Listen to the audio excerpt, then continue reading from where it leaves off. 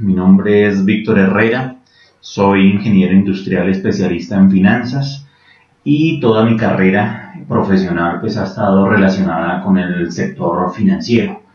He trabajado en entidades financieras, he trabajado en bancos, estuve trabajando en Colombia en Banco Ganadero antes de ser el BBVA que es actualmente. Estuve trabajando con el Banco Nacional de Comercio, con el BBVA, con sociedades fiduciarias como Fiduciaria Bogotá, y estuve trabajando en el sector real en el campo de las concesiones de carreteras. Actualmente soy socio fundador y director ejecutivo de una compañía de banca de inversión que se llama Valor Banca de Inversión, y en asocio con Cotelco pues queremos llegar a todos ustedes con información que esperamos sea de mucha utilidad para poder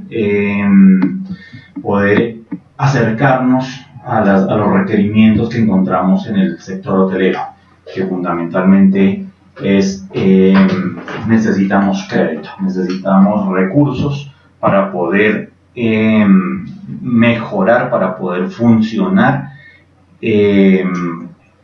para poder modernizar nuestra compañía, para poder aprovechar los beneficios tributarios, y no sabemos cómo hacerlo o tenemos problemas en el momento en que vamos a acceder a una solicitud de crédito.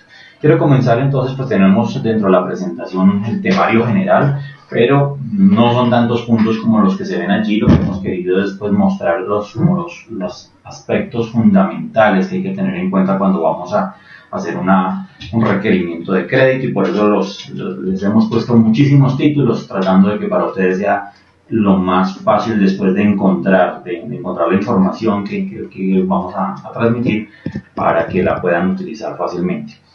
Primero que todo quiero hacer una introducción pues mirando las alternativas cómo se pueden organizar los negocios. Hay digamos que tres formas básicas. Yo puedo trabajar como persona natural, como persona física digamos, o como una persona jurídica, que son todas las empresas que se constituyen para desarrollar un negocio, o mediante una asociación que puede ser entre personas naturales o entre personas jurídicas. Digamos que fundamentalmente a nivel mundial eso es lo que tenemos como opciones.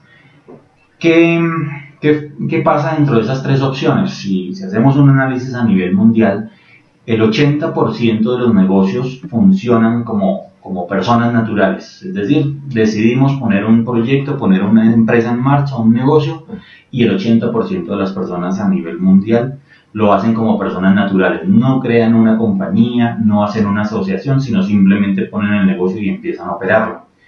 Sin embargo, si observamos la gráfica de la derecha, ese 80% de personas naturales apenas maneja el 13% de las ventas a nivel mundial, mientras que las personas jurídicas, que son solamente el 10% de los vehículos a través de los cuales se hacen negocios, ese 10% maneja las ventas a nivel mundial en un 80%.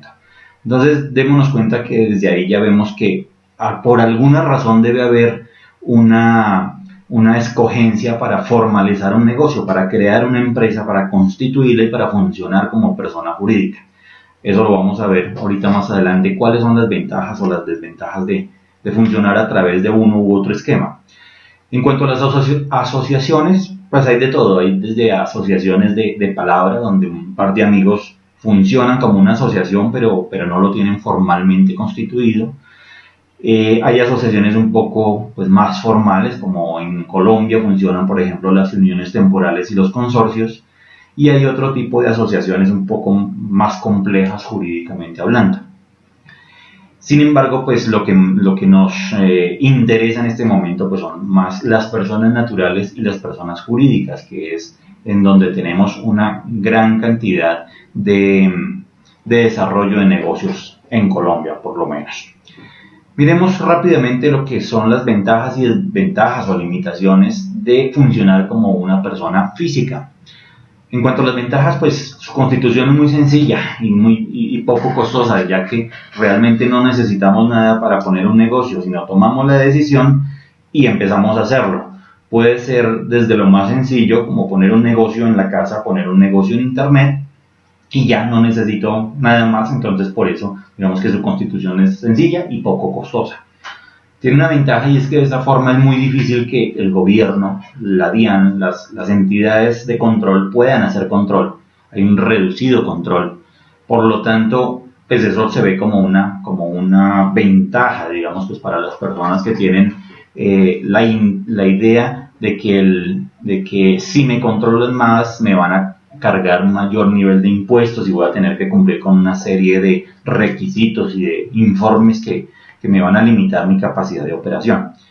Esa es la última, digamos, de las ventajas que tenemos allí enunciadas, que es un bajo control impositivo. Es muy difícil que el gobierno pueda poner tasas impositivas o tributarias sobre una actividad que no conoce, que se esté desarrollando, puesto que no hay una formalidad al respecto. Pero eso al mismo tiempo, si tiene esas ventajas, también tiene unas limitaciones, y es que me presenta unas dificultades para obtener fuertes sumas de capital. Y ahí empezamos a mirar entonces el tema que nos ocupa, que es la financiación. Muchísimas veces las personas quieren o necesitan llegar a obtener un crédito bancario, un crédito importante para un proyecto, pero siempre han funcionado como personas naturales, y eso hace que desde ahí ya tengamos una dificultad para llegar a obtener esas sumas de dinero. Adicionalmente, la responsabilidad del propietario es ilimitada, es decir, que al operar como persona natural no tiene una división entre lo que son sus bienes personales, su patrimonio, y los bienes del negocio, sino que todo está revuelto, y eso pues para él como persona es riesgoso, ya que en determinado momento su patrimonio personal, su vivienda, su vehículo podría verse comprometido por una mala operación en el negocio. La vida del negocio pues se limita a la vida del individuo, en la medida que pues si el individuo no tiene una formalización, al desaparecer la persona, es muy probable que se pierda también el negocio. En cuanto a las personas jurídicas, las ventajas son pues que la vida útil de la persona jurídica es ilimitada, pues porque funciona como un ente completamente independiente que puede ser transferido a unos socios, a unos compradores o a los herederos. Tiene una facilidad en la transferencia de los títulos de propiedad, justamente porque las empresas se compran por acciones o por participaciones. Por lo tanto, pues es mucho más fácil transferir la propiedad de una persona jurídica que de un negocio que no tiene esa persona jurídica, sino una persona natural. En cuanto a la responsabilidad, se puede limitar a través de las personas jurídicas, se pueden poner barreras en donde se dice hasta dónde están dispuestos los accionistas a comprometer su responsabilidad con el negocio. Y en cuanto a las desventajas, pues la constitución ya es un poco más compleja y más costosa que permanecer como persona natural, como persona física. Adicionalmente, pues hay mayor control, por lo tanto hay que pagar gravámenes sobre el capital, que son impuestos sobre las utilidades, y estamos sujetos a que las autoridades de control nos pidan información o lleguen a investigarnos. En cuanto a las asociaciones, pues en las asociaciones tenemos pues como un mix entre las dos. Tenemos pues que tienen un bajo costo de formación, se pueden hacer asociaciones mediante contratos privados. Es fácil, tiene una facilidad pues de formación dependiendo de los grados de formalidad o informalidad que se tenga. La dificultad que presentan estas organizaciones es que tienen unos límites pues para obtener grandes sumas de capital, puesto que las entidades financieras no tienen información que les sirva para evaluar a estas asociaciones como un ente, de forma tal que se sepa si hay riesgo o no hay riesgo de hacer un préstamo a estas personas. Vámonos entonces a unas definiciones pues para entrar en el tema de financiación, que son supremamente importantes. Cuando una persona, una empresa necesita una financiación, es importante que empiece por determinar para qué es el préstamo. Entonces, en ese para qué pues hay varias opciones. Puede ser un préstamo para capital de trabajo, un préstamo para adquisición de activos fijos, un préstamo para remodelación, un préstamo para crecimiento o para diferentes modalidades. muchísimas veces han llegado a nuestra oficina requerimientos en donde nos dicen: yo necesito que me ayude a conseguir un crédito de 1.000 millones de pesos. ¿Para qué lo necesita? Entonces empieza pues toda una lista. Yo necesito de esos 1.000 millones, necesito pagarle unas deudas que tengo en la compañía, tengo unos impuestos atrasados, quiero comprar una nueva máquina para la cocina y quiero pintar y quiero cambiar todos los televisores y adicionalmente pues quiero que me quede una plática pues para irme de vacaciones. En ese revuelto es supremamente difícil lograr conseguir una financiación. Eso es necesario desagregarlo por partes: un crédito para el capital de trabajo, otro para los activos fijos, otro para una reestructuración de pasivos o para una consolidación de pasivos, y etcétera, etcétera. Entonces, por eso es necesario como mirar unas pequeñas definiciones que vamos a ver aquí adelante. La primera que se usa muchísimo es capital de trabajo. Pues pareciera que es un concepto muy fácil, pero no todas las personas tenemos claro qué es capital de trabajo. Por lo tanto, es importante definirlo. La definición más básica de capital de trabajo es todos aquellos recursos que requiere una empresa para poder operar. ¿Qué significa eso? Bueno, si yo tengo una empresa que tiene empleados y que tiene que comprar materia prima, por decir algo, un restaurante, el capital de trabajo que necesito es el capital con el cual puedo pagar los empleados, los servicios públicos, el arrendamiento, y puedo comprar todos los insumos para que funcione ese restaurante. Yo puedo calcular entonces el capital de trabajo para un mes. Pues digo, bueno, mis empleados me cuestan 5 millones de pesos mensuales. En ese mes tengo que hacer el mercado para que opere el restaurante por 10 millones de pesos. Tengo que pagar el arrendamiento por 2 millones de pesos. Entonces, en total, hasta ahí, digamos, tendríamos alrededor de 17 millones de pesos. Ese sería mi capital de trabajo necesario para un mes. Y digamos que de esta manera podríamos calcular el capital de trabajo para cualquier tipo de negocio, cualquier compañía, y lo podemos hacer para el periodo de tiempo que se quiera. Puede ser para el capital de trabajo para una semana, para un mes, para un trimestre, para un semestre. Depende mucho de cómo me pagan mis clientes. En el ejemplo del restaurante, los clientes me pagan diariamente, en la medida que yo voy prestando el servicio del restaurante y voy recaudando inmediatamente lo que voy vendiendo. Por lo tanto, un capital de trabajo para un restaurante podría ser una semana. Yo sé que en esa semana pago todo lo que tengo que pagar y ya recaudo durante la misma semana el producto de mis ventas. Pero hay compañías como otro tipo de compañías que no recaudan inmediatamente, sino que se demoran 30 días en recaudar su cartera, 90 días, y por lo tanto es necesario que hagan un cálculo para estos periodos de tiempo. Fundamentalmente los proveedores, quienes proveen un producto a un consumidor o a un intermediario, tienen que tener esto muy claro, que se necesita el capital para producir mi producto y adicionalmente tengo que esperarme 30 o 60 o 90 días para poder recaudar mi cartera. Entonces realmente el capital mínimo de trabajo que necesito puede ser de alrededor de 90 días. La obtención de estos recursos pues depende de muchísimas, digamos, puede hacer a través de diferentes entidades. Lo puedo conseguir con créditos con entidades financieras, o puedo hacer con fondos, con inversionistas, con operaciones de factoring o leasing que vamos a mirar más adelante. Otra tipología de inversión, o sea, otra de los usos que se tiene el capital es la adquisición de activos fijos. Entonces, el activo fijo son las propiedades, las plantas, el equipo que tiene un negocio, como son los automóviles, la maquinaria, los edificios, los terrenos, los muebles. Son activos que normalmente se adquieren por un periodo de tiempo mucho más largo. Entonces, el capital de trabajo, como lo vimos, es un capital de corto plazo, mientras que los activos fijos son de largo plazo. Yo necesito comprar una propiedad, un local, y eso no lo compro para un mes, lo compro por lo menos para un año, para 2, para 10 años. La idea es mantener ese activo para en ese activo operar. Otra definición importante pues es qué es remodelación y qué es crecimiento. Fundamentalmente son conceptos en donde yo ya tengo unos activos, yo ya tengo un negocio en marcha, ya tengo unos ingresos comprobados y una operación, y lo que necesito es mejorarlo. Entonces puedo hacer una remodelación o puedo hacer una ampliación, generar una nueva línea de negocio, etcétera, etcétera. Este es un uso diferente del capital. En cuanto a factoring, leasing y renting, factoring es un mecanismo que nos sirve para financiarnos en el corto plazo fundamentalmente, y consiste en poder venderle las facturas que tiene una empresa, vendérselas a una empresa que se dedica a financiar mediante el mecanismo del factoring. Me explico.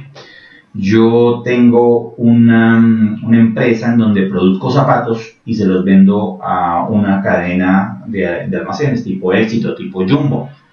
Le vendo mis zapatos, pero ellos me pagan hasta dentro de 180 días. Es decir, que yo necesito el capital para comprar el cuero, para comprar todos los insumos de los zapatos, para pagar mis empleados y los servicios públicos, el arrendamiento. Y adicionalmente tengo que esperarme 6 meses para que la cadena me pague el producto. Por lo tanto, yo debo tener un capital de trabajo para 6 meses y eso hace parte que el capital de trabajo sea muy grande. Por lo tanto, hay compañías especializadas en factoring que lo que hacen es comprarnos esas facturas. Es decir, yo le vendí mis zapatos, se los entrego a la cadena Jumbo y se lo facturo. Ellos me reciben la factura y yo puedo coger ese título y llevarlo a una compañía de factoring y venderle el título. La compañía me compra ese título dándome el dinero de esa factura con un descuento financiero, que es lo que se va a ganar la compañía, y de esta forma pues yo ya tengo nuevamente recursos para seguir operando. Es un mecanismo que nos funciona muy bien para esas compañías que no recaudan en el corto plazo, no recaudan tan rápidamente. En cuanto al leasing, el leasing es un arrendamiento financiero, es un mecanismo excelente que evita que tengamos que hacer una gran inversión, sobre todo en activos fijos. Entonces, si nosotros tenemos un hotel y dentro de ese hotel queremos sacar un producto como unos salones de conferencias, quiero montar todos los televisores, todo el sistema de aire acondicionado, lo quiero actualizar, toda la iluminación, etcétera, etcétera. Quiero hacer una nueva piscina, quiero hacer una serie de inversiones en un hotel que son inversiones de más largo plazo. Eso podría hacerlo a través de una operación de leasing. ¿En qué consiste?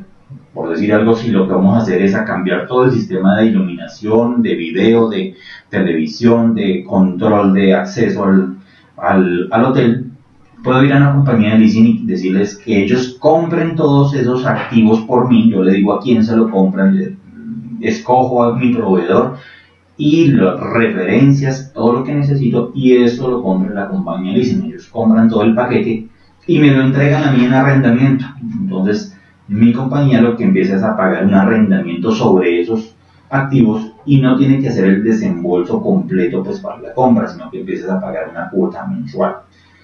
Eso en el tiempo pues tiene unas ventajas, es que pues, disminuye la necesidad de capital de mi negocio, las necesidades de inversión en el corto plazo.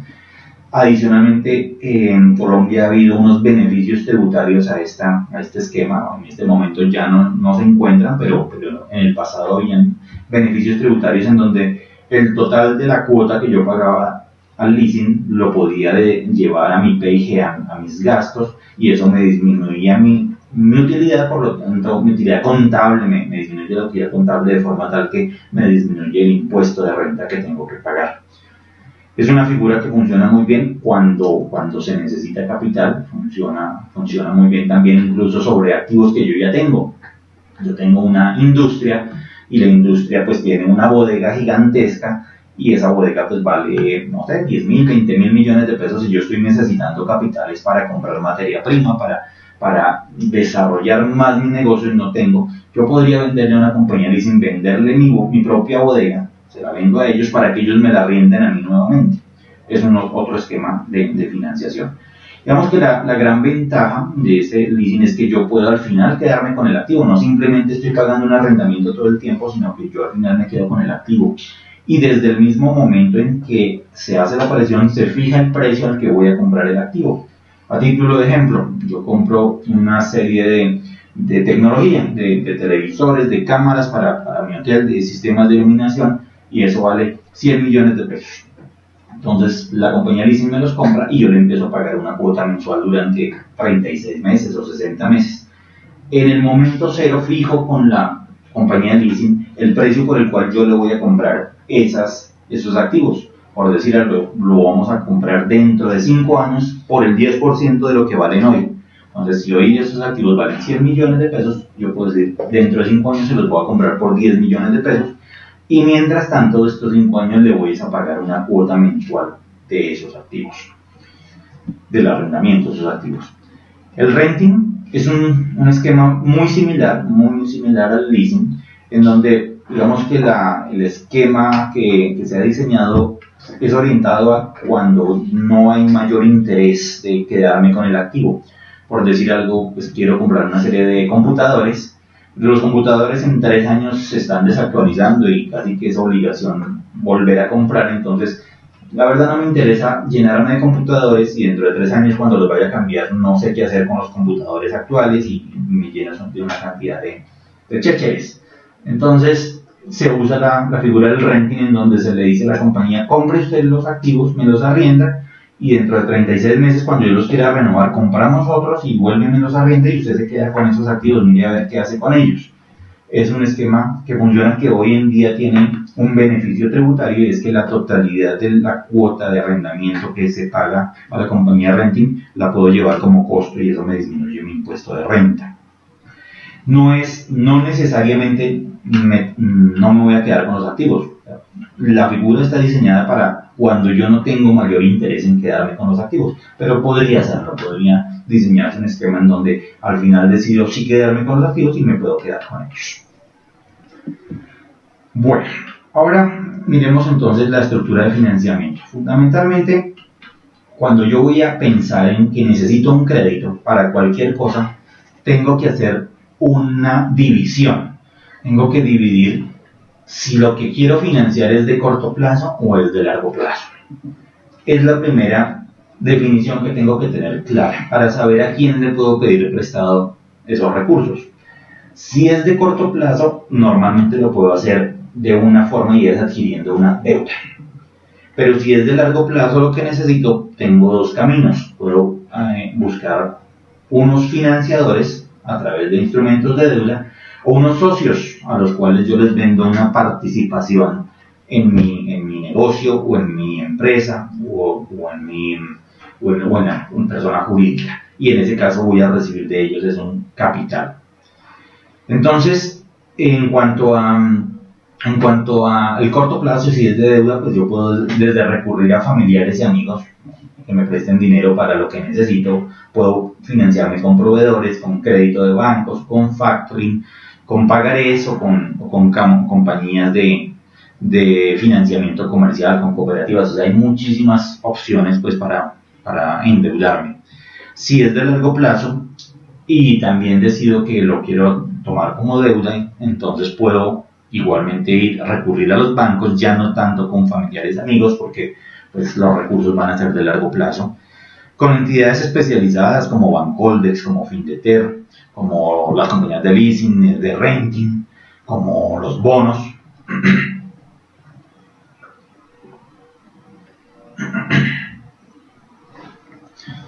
Bueno, puedo emitir bonos o puedo emitir otro tipo de papeles que me permiten generar una deuda. La tercera opción pues es invitar a unos socios a que se asocien conmigo y a que tomen participación dentro de mi compañía, emitiendo acciones o acciones preferenciales, o generando unos títulos de participación que son muy parecidos a las acciones o a los bonos, que estarían como en un intermedio entre deuda y capital. Dentro de esa estructura que acabamos de ver de financiamiento, no se nos puede olvidar que hay unas fuentes internas de financiación. Muchísimas veces recibimos requerimientos de financiación y los recursos están ahí, están dentro de la misma empresa y no se han dado cuenta. ¿Cuáles son esas fuentes internas? Lo primero son las ganancias retenidas. Entonces, cuando termina el año, empezamos a hacer fiesta, hacemos la fiesta de diciembre y nos distribuimos las utilidades y ahí mismo pensamos en que vamos a cambiar de carro, que nos vamos a ir de vacaciones o que vamos a hacer pues una cantidad de cosas con las utilidades de la empresa. Y se nos olvida que la compañía como tal el próximo año va a necesitar recursos. Entonces hay que tener dentro de la planeación financiera, pensar que es importante dentro de las ganancias de la compañía retener alguna porción, dejar unas ganancias dentro de la compañía de forma tal que la misma compañía esté generando sus propios recursos para su crecimiento. A veces los inventarios, que es otra de las fuentes internas, nos olvidamos, entonces vamos a pedir créditos por todas partes y se nos olvida que en los inventarios tenemos una cantidad de mercancía, de producto terminado para la venta y que no lo hemos salido a vender. ¿Por qué no lo hemos salido a vender? Muchísimas veces es que eso ya no se está vendiendo, ya pasó de moda, ya son referencias vencidas, etcétera, etcétera. Pues en el solo hecho de sacar y hacer una liquidación de inventario, que como vemos normalmente en las vitrinas, que hay unos descuentos y rebajas por liquidación, allí hay un capital de trabajo bien importante, hay una cantidad de recursos que se pueden volver líquidos, ya vendiendo cosas que en nuestro almacén nos está haciendo ese estorbo, nos está ocupando un espacio y que realmente ya sabemos que no lo vamos a necesitar y no lo vamos a utilizar. Por lo tanto, liquidemos esos inventarios que no estamos usando y no vamos a usar. La venta de activos, como en el ejemplo que poníamos en el leasing, podemos hacer venta de activos para recurrir a lograr unos recursos de financiación. Entonces podemos venderle a las compañías de leasing o a otras compañías, vender activos que en este momento no necesitamos y de esta forma obtener recursos. Si en el futuro vamos a necesitar esos activos o no, digamos, me interesa tener la posibilidad de recomprarlos, son esquemas de financiación que se pueden estructurar y son viables y se hacen todo el tiempo. La reducción del capital de trabajo también es uno de los aspectos donde las compañías pueden obtener una buena fuente de financiación y también se nos olvida. Muchísimas veces se nos olvida por la falta de tener la costumbre de estar analizando los estados financieros.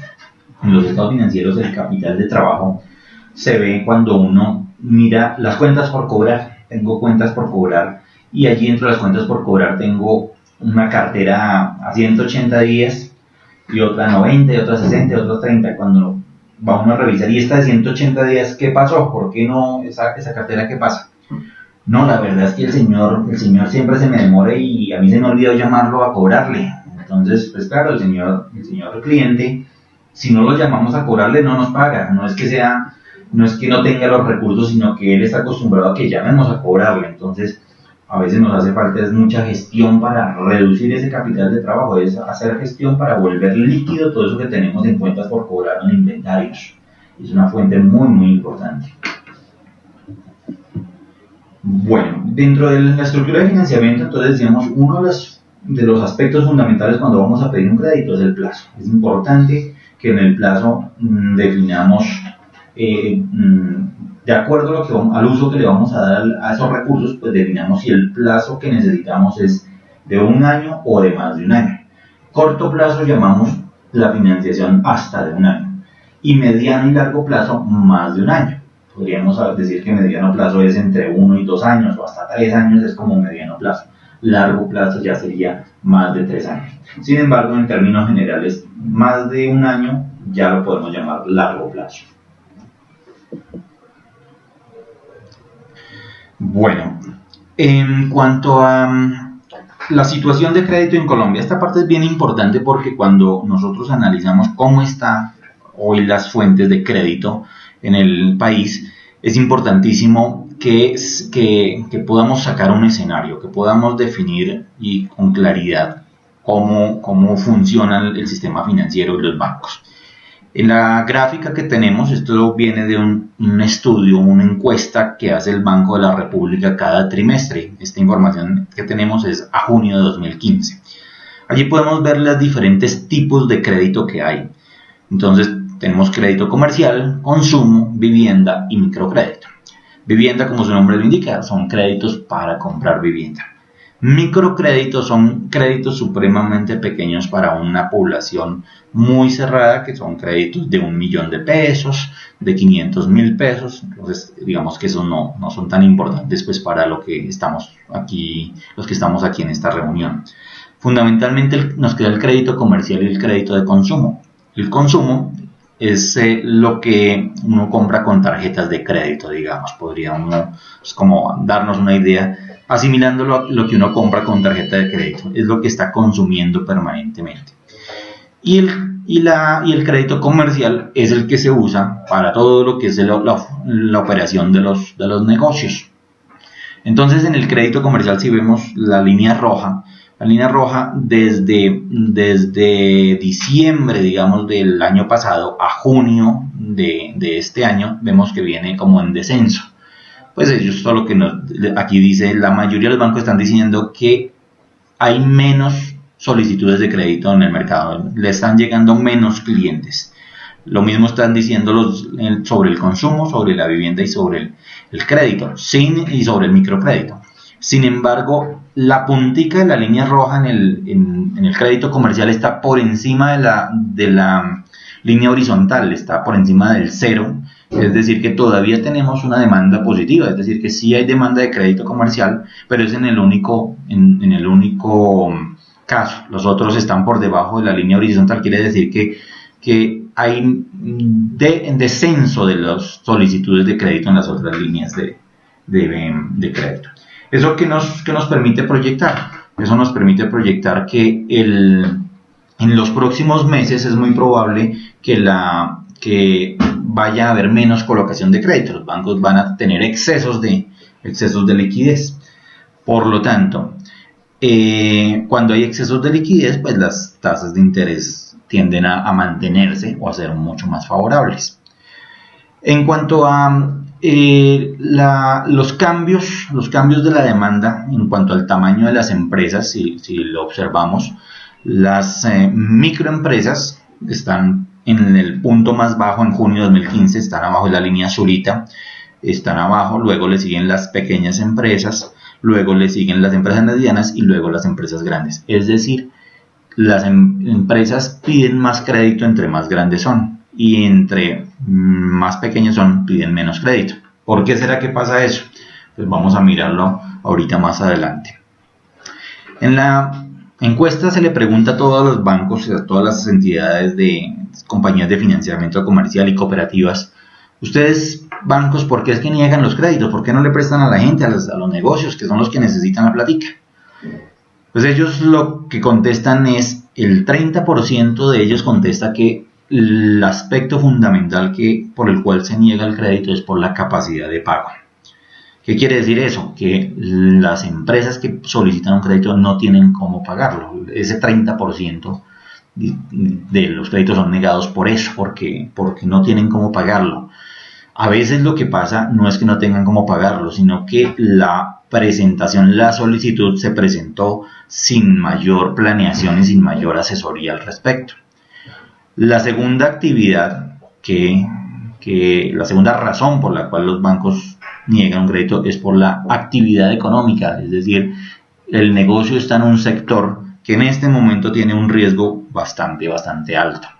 Por decir algo, un importador en este momento, una compañía que se dedica a importar, pues realmente sus insumos se le subieron un 25 o 30% en el último año, producto de que la tasa de cambio del dólar se devaluó, el peso frente al dólar se devaluó un 30%. Entonces, en este momento, pues digamos, una compañía comercializadora de artículos importados, pues está en un sector muy riesgoso o bastante riesgoso para las entidades financieras.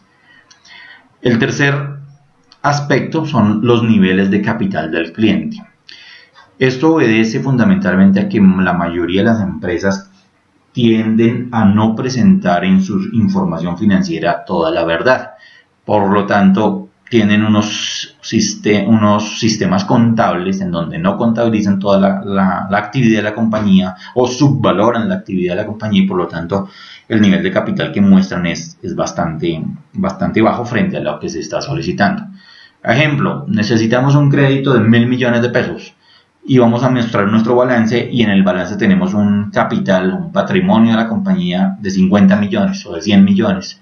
Realmente pues es donde el banco dice, a ver, ¿cómo me va a prestar, cómo me va a pedir prestado 1.000 millones si usted dentro de su compañía tiene un compromiso apenas de 50 millones? No hay una coherencia. Es necesario que si me va a pedir un préstamo de 1.000 millones, que usted tenga un patrimonio mucho más sólido, que tenga una compañía mucho más sólida. Luego viene lo que es la falta de información financiera.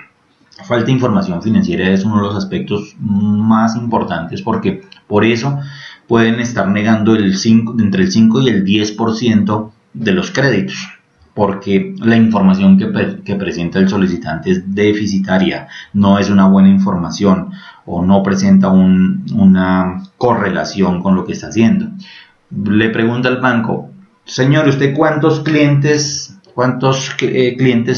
tiene en su hotel? ¿Cuál es el índice de ocupación? Dice, yo tengo 50 habitaciones y tengo una ocupación del 75% permanentemente. Ah, buenísimo, ¿ya cómo es la tarifa? No, yo cobro a 100.000 pesos la noche. Hace las cuentas del banco, 100.000 pesos la noche por 100 habitaciones, por el 75%, y eso le da cualquier cifra, le da 100 pesos de ingreso. Y vamos a mirar los estados financieros, y en los estados financieros aparecen 30 pesos. Allí hay una falta de información, hay un error entre la información cualitativa que se da a la empresa y la información financiera, y por esas razones es que nos niegan los créditos. Entonces, este es supremamente importante, este dato es importantísimo tener en cuenta. ¿Qué es lo que el banco va a mirar cuando yo le presente la solicitud? La capacidad de pago, fundamentalmente que yo tenga cómo pagar. Recordemos que el banco es financiador, él no es un socio, él no va a correr riesgos en nuestra operación. Él lo que dice es, yo le presto unos recursos para que usted pueda funcionar, pero usted debe tener la capacidad para pagármelo. Si no tiene esa capacidad de pago, pues definitivamente no se los voy a prestar. En cuanto al acceso al crédito por sectores económicos, tenemos aquí la gráfica de qué contestan los bancos, las compañías de financiamiento y las cooperativas. ¿Y qué encontramos? Que en los bancos el sector de la industria, el sector de servicios, el sector de la industria, que es la línea azul de la izquierda, el sector de servicios, que es la línea amarillita punteada, y el sector de la construcción, son los que más acceso muestran en el último trimestre al crédito. Son los sectores a los que más fácilmente le prestan.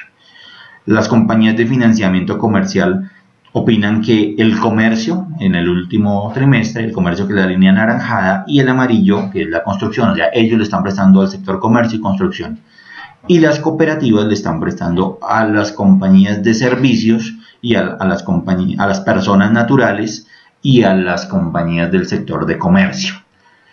La línea grisecita que está abajo en las tres gráficas es el sector agropecuario. O sea, bancos, compañías de financiamiento y cooperativas dicen el sector agropecuario en este momento es demasiado riesgoso. No solo en este momento, sino que si miramos hacia atrás, la gráfica nos muestra de diciembre de 2013 a junio de 2015, es decir, casi que 2 años llevamos, e históricamente este sector ha tenido ese comportamiento. Es decir, que es supremamente difícil lograr financiación para el sector agropecuario. Entonces aquí es donde vemos, si nosotros tenemos un conocimiento de estos aspectos, pues tenemos mayor posibilidad de ser exitosos cuando vamos a pedir un crédito. Tengo que saber cómo piensa el banco, qué es lo que está revisando para yo presentarle mi solicitud de acuerdo con los parámetros que él está teniendo para evaluarme. Esto, digamos, es como el fundamento de esta charla que hemos querido llevarles a ustedes con Cotelco. Es unos conceptos básicos fundamentales para cuando vayamos a financiar cualquier parte de nuestra operación, podemos saber cómo presentarlo o a dónde podemos recurrir para que nos ayuden y nos asesoren en cómo podemos presentar esa solicitud. Aquí vemos que el sector con mayor dificultad para obtener crédito es el sector agropecuario.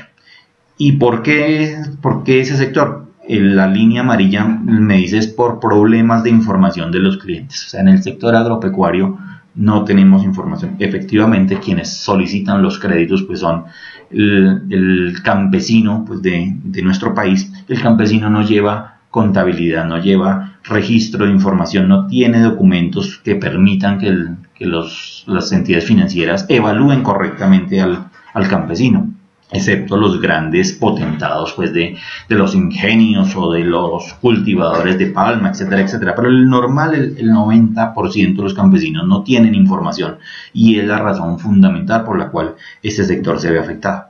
La línea roja nos muestra en segunda instancia la rentabilidad. O sea, en ese sector la razón adicional por la cual no se logra colocar los recursos en ese sector, los recursos financieros, es por una baja rentabilidad. Digamos, una baja rentabilidad comparada con el riesgo.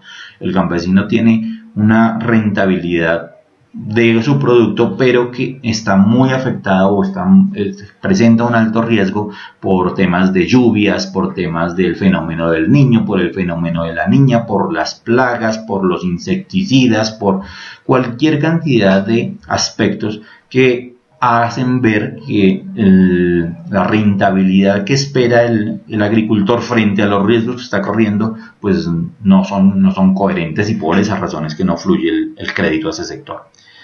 Luego está el sector de comercio. En el sector de comercio vemos que la razón fundamental por la que no se colocan los créditos en el sector de comercio es por falta de información. 37.5% de los encuestados dicen no tenemos información buena de nuestros clientes.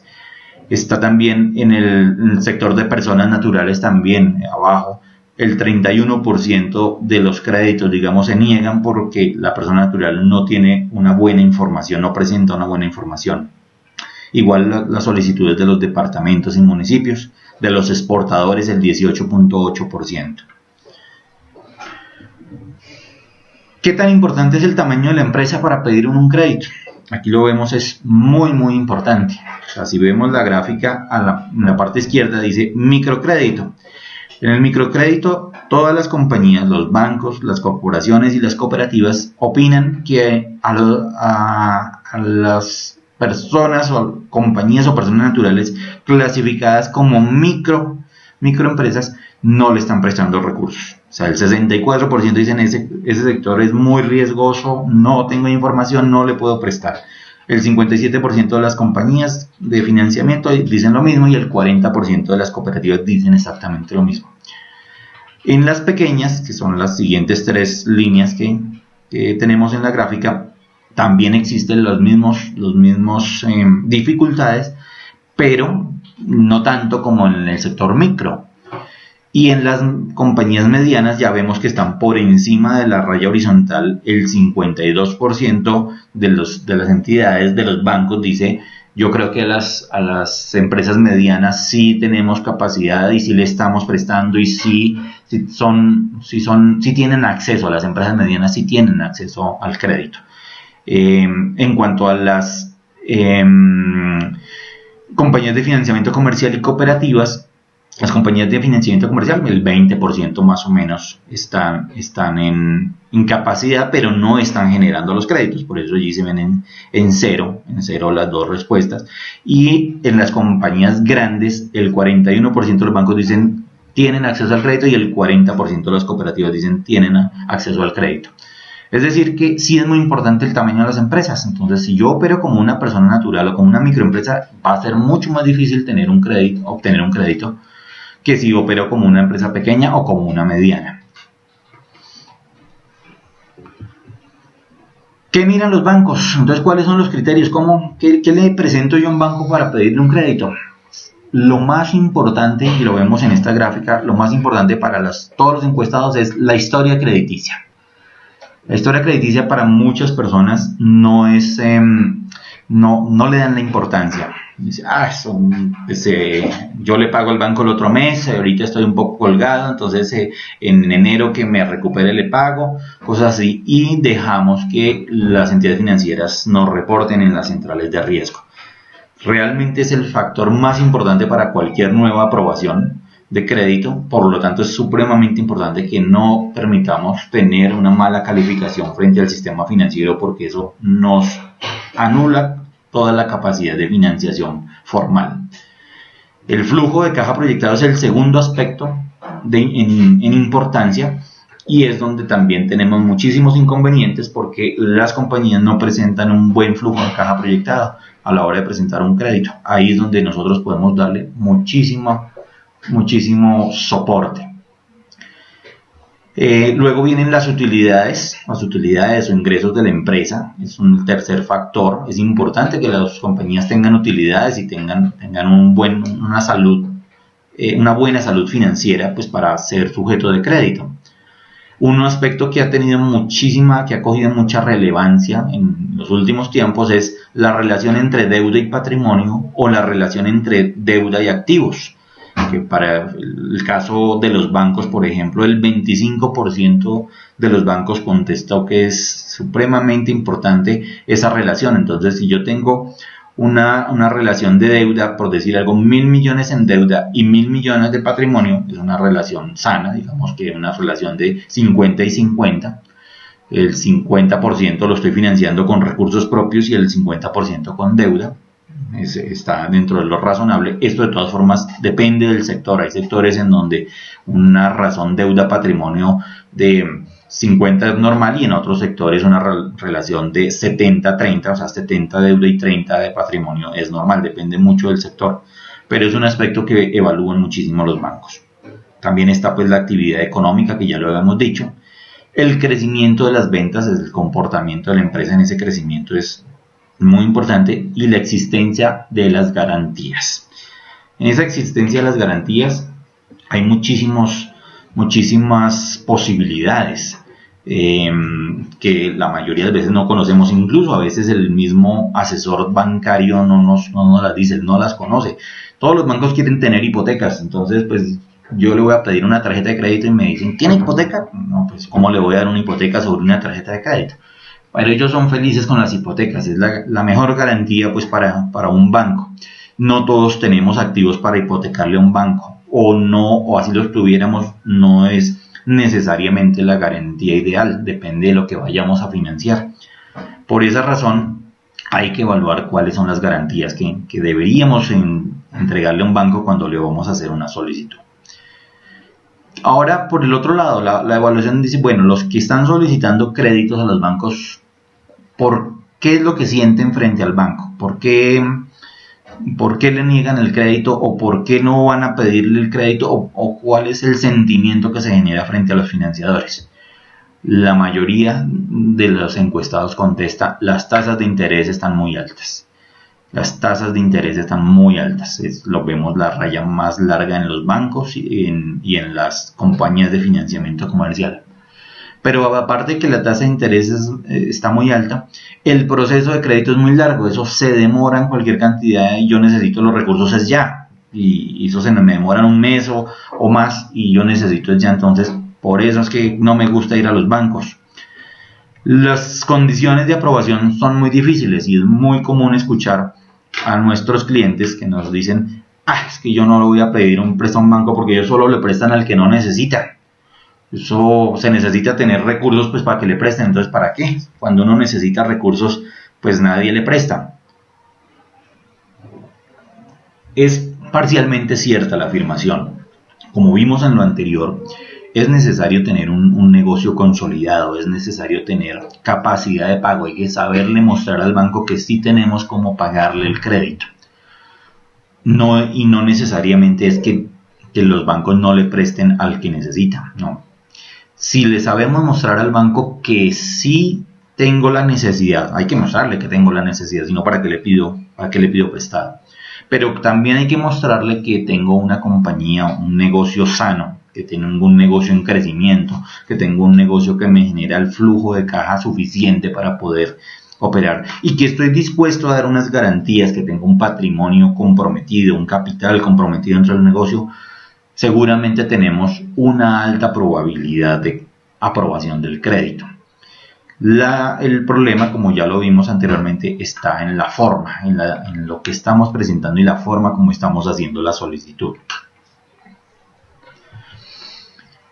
Dentro del sistema de financiación, pues hay también algunos temas que son la reorganización de créditos, o a veces los llamábamos la reestructuración de crédito. La palabra reestructuración no le gusta a nadie. A un banco se le acerca a decirle, oye, necesito hacer una reestructuración, y ahí mismo, no, el gerente se pone terrible. ¿Cómo así que me va a reestructurar mi cartera? Eso me va a perjudicar en el cumplimiento de las metas, usted lo van a también a calificar mal calificado, y por qué pasó eso, y no, eso es terrible. Entonces no hablemos de reestructuración de créditos, hablemos de una reorganización de créditos. En las personas naturales hoy en día se ha vuelto muy común que yo tengo 2 tarjetas de crédito y me llegan los otros bancos y me dicen, le compro la cartera. ¿Qué es eso? Una reorganización de créditos. Yo le estoy pagando al banco A el 27% y al banco B el 28% de tasa de interés en mis tarjetas de crédito. Y llega un banco y me dice, yo le compro esa cartera, páguele esos 2 bancos, se queda conmigo y yo le presto al 23%. Entonces bajamos nuestro costo financiero del 27 o del 28% al 23%.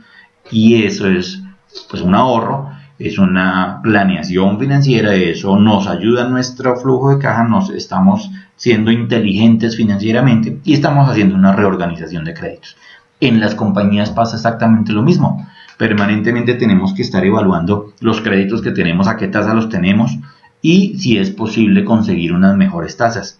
Nuestros asesores bancarios, que normalmente es la niña que me atiende muy bien en la oficina del banco, ellos no tienen el tiempo ni es su obligación estar revisando eso. A ellos, entre más coloquen créditos y a más altas tasas, mejor.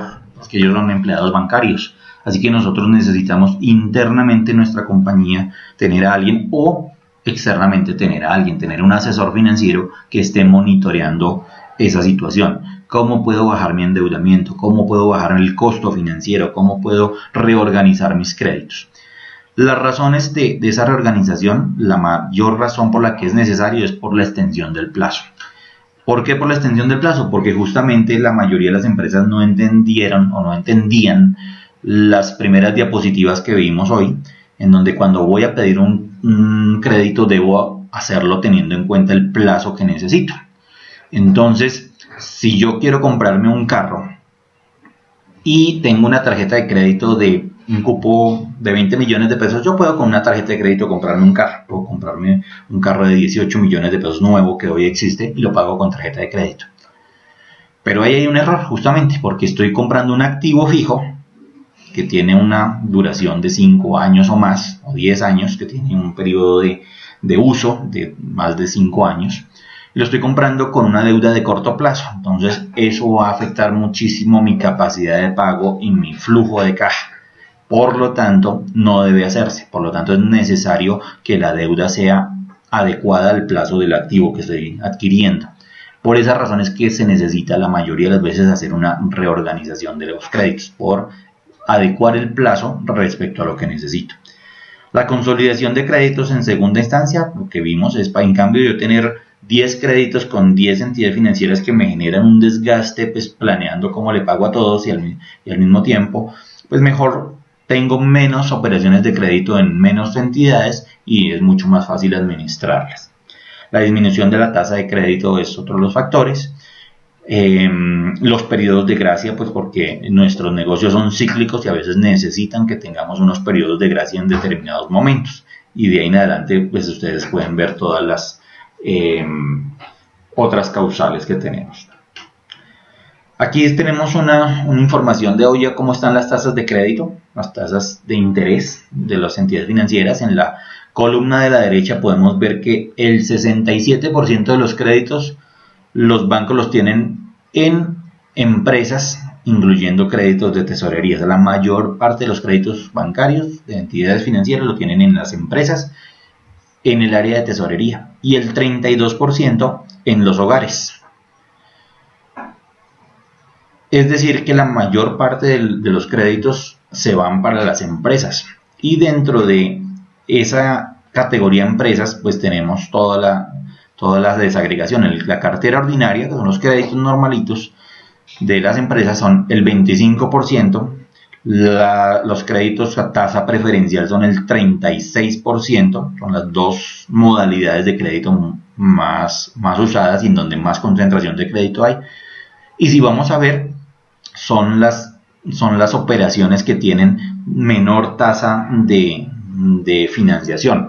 La tasa de financiación la vemos en la columna 1, 2, 3, 4 que dice tasa ponderada. En la columna 4 vemos que las empresas se están financiando al 8.7% en promedio de toda la cartera del sistema financiero. Esa es la tasa promedio.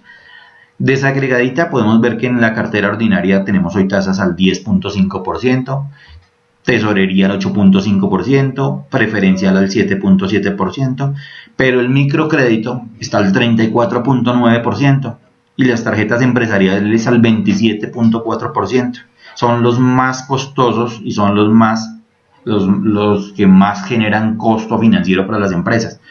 Así que cuando nos llaman, nosotros arrancamos por mirar y a veces encontramos eso. A veces encontramos que la empresa tiene una tarjeta empresarial con la que está comprando los insumos del restaurante del hotel, o con los que está comprando los televisores, o con los que está comprando la lencería para mantener el hotel, y está pagando el 27.4%. Y resulta que analizando los estados financieros uno encuentra que puede sacar un crédito de cartera ordinaria al 10.5%, entonces puede bajar la tasa del 27.4 al 10.5. Se va a ahorrar 17 puntos de tasa de interés, de costo financiero. Pero eso es simplemente analizando para qué queremos nosotros la financiación y cómo nos estamos financiando actualmente. Estamos ya pues para finalizar, entramos pues entonces en un resumen de lo que hemos hablado, y es que cuando vamos a tomar decisiones de financiamiento pues hay que tener en cuenta varios aspectos. ¿Cuál es el estado actual y proyectado del negocio? O sea, es fundamental que cuando un negocio está bien, cuando está creciendo, cuando tiene buena proyección, es el momento cuando podemos pensar en financiarlos. La mayoría de las empresas lo hace al contrario. Cuando está bien, se gastan los recursos, cuando está bien, no se planea, y cuando se dan cuenta, viene un ciclo difícil por estacionalidad, por cambio en las políticas del país, por elecciones, por cualquier aspecto externo, y cuando empezamos a bajar es cuando nos acordamos que necesitamos pedir el crédito, cuando realmente ya pasó el momento. En el momento en que vamos al banco le vamos a mostrar que las ventas están bajando, que la cartera se me está quedando pegada, que los clientes no me están pagando, que la proyección del sector está complicada, y en ese momento salimos a pedir el crédito. Entonces es ya un momento tardío y difícil para obtenerlo, así que hay que hacerlo con planeación. Hay que analizar el mercado financiero, que es lo que acabamos de hacer, saber si los bancos hoy están prestándole o no le están prestando al sector donde yo estoy ubicado, si en este momento hay facilidad para el sector de la construcción o no, o para el sector del comercio o de servicios. Definir el plazo, la capacidad de endeudamiento, la capacidad de pago, analizar las garantías, todo lo que hemos visto hoy antes de presentar la solicitud. Hay que informarse sobre las diferentes entidades financieras para, con base en eso, definir a dónde me voy a dirigir. Si yo me dirijo a una cooperativa a pedirle un crédito y realmente yo lo que necesito es un leasing, pues de entrada vamos muy mal, porque el leasing no es una operación, o el factoring no es una operación normal de las cooperativas. Si yo voy a pedir una operación de leasing, voy a una compañía de leasing. Si yo voy a comer carne, voy a un restaurante de carne. Si voy a comer pescado, voy a un restaurante de pescado. Puede que el restaurante de pescado tenga pescado y carne, pero si él es especializado en pescado, yo debo ir a comer pescado. Si él es especializado en carne, voy a comer carne. Es, digamos, la premisa. Si voy a ir a un banco, debo ir a pedir un producto de los que tienen los bancos. Adicionalmente, no todos los bancos tienen los mismos productos. Hay bancos especializados en diferentes sectores, así que es importante mirar cuál es el mercado, cuál es la situación del mercado financiero. De esta forma, pues, ¿a dónde queremos llegar? Y es la intención de Cotelco, es es que permanentemente, ustedes que están en nuestro sector de la hotelería, recuerden que tienen a Cotelco, tienen un aliado estratégico que quiere darles mayor valor agregado, que para eso ha fundado una línea de consultoría especializada que entró a operar este año, y dentro de esa línea de consultoría está todo lo que es el sistema de gestión de financiación. Esa gestión de financiación está dedicada a todo lo que acabamos de ver. Nosotros aquí tenemos la capacidad de asesorarlos sobre cómo obtener un endeudamiento, cómo obtener una financiación para sus planes de crecimiento, para sus planes de mejoramiento, para sus planes de reorganización de sus compañías, de sus hoteles. Así que no duden en llamarnos, en contar con nosotros, en llamar a la línea de consultoría. Estamos prestos a escucharlos. No hacemos milagros, es importantísimo, no podemos hacer milagros, pero sí podemos acompañarlos. Muchísimas veces los requerimientos de financiación es necesario planearlos y hacerlos con una serie de pasos previos.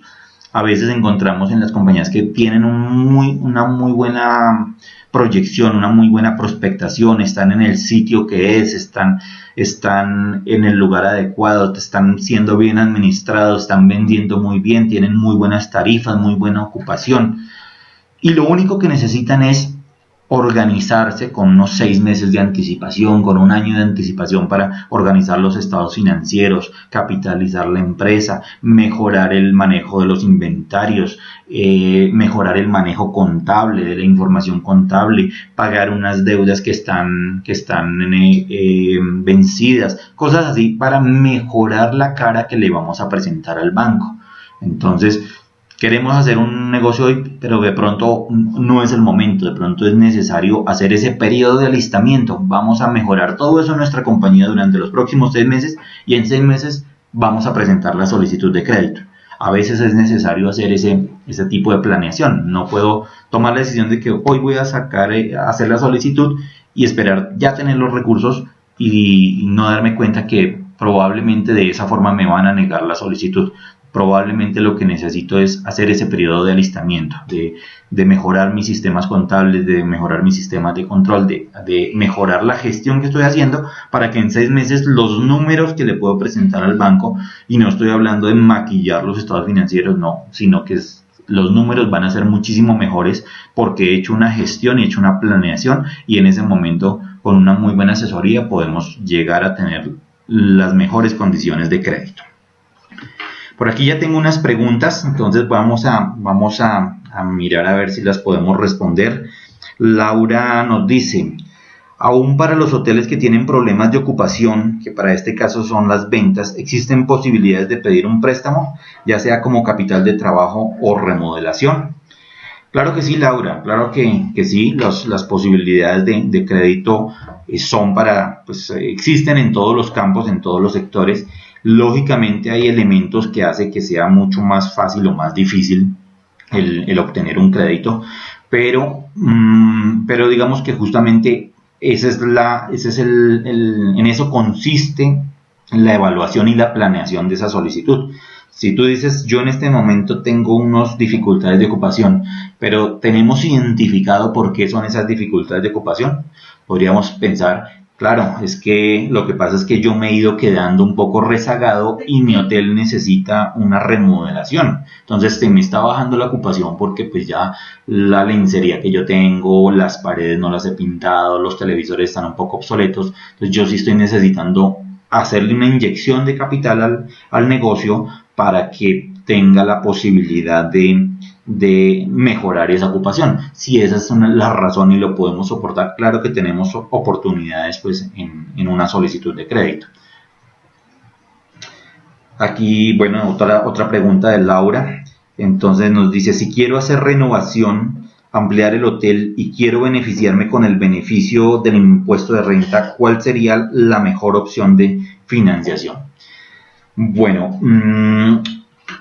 Son dos temas, Laura, son dos temas. Uno es que efectivamente lo que son la construcción de nuevos hoteles y la remodelación de nuevos hoteles tienen un beneficio tributario actualmente.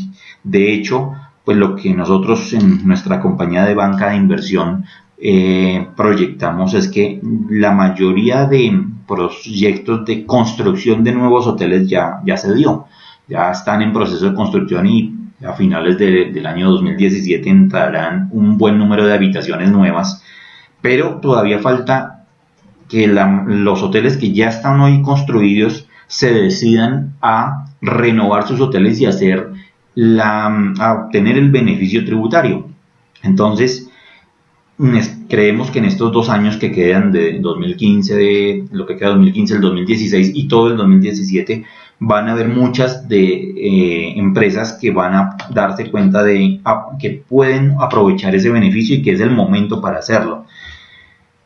El beneficio se da por la renovación que se hace. Entonces, hay que en cada caso puntual revisar en qué estaría la renovación. Normalmente esa renovación no consiste en una renovación de lencería o de muebles sin seres de las dotaciones, no. La renovación va a unas obras que se hacen de más largo plazo y que van a tener una incidencia dentro de la operación del hotel durante los siguientes 30 años. O sea, la norma le da el beneficio de exoneración de impuesto de renta es porque se espera que la renovación que se hace con ese fin, con tener una incidencia en el activo para que dentro de los próximos 30 años le generen un ingreso. Así que si tenemos esa decisión de hacer una renovación, podemos acceder a ese beneficio. Y la forma en cómo lo voy a financiar sí depende de cada negocio. O sea, justamente podríamos decir, el proyecto hoy está muy bien, tiene una muy buena tasa de ocupación, el hotel tiene una muy buena tasa de ocupación o una tasa normal, tiene una muy buena gestión, está muy bien ubicado, pero justamente lo que nos dice es que estamos desaprovechando el potencial porque tenemos 30 habitaciones y nos damos cuenta que si hacemos 10 más, vamos a tener muy buena demanda para esas 10 más o 20 habitaciones más y tenemos el espacio físico, podemos tener el terreno o la forma de ampliarlo. Entonces, la renovación podría estar encaminada a eso, a hacer una ampliación, o la renovación podría ser darle unos servicios adicionales como un restaurante, como darle la piscina, como darle el spa, otros servicios a nuestro usuario.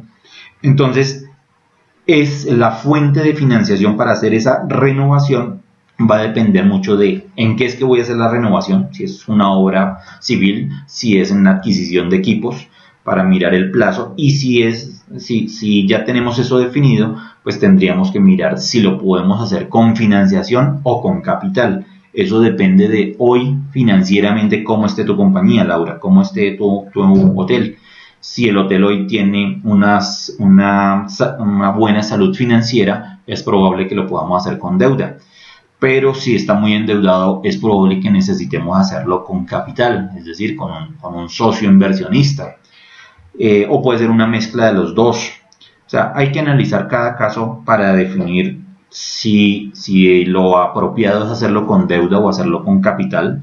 Pero respondiendo a tu pregunta, claro que se puede aprovechar el beneficio tributario haciendo esa renovación. Bueno, no tenemos más preguntas por acá.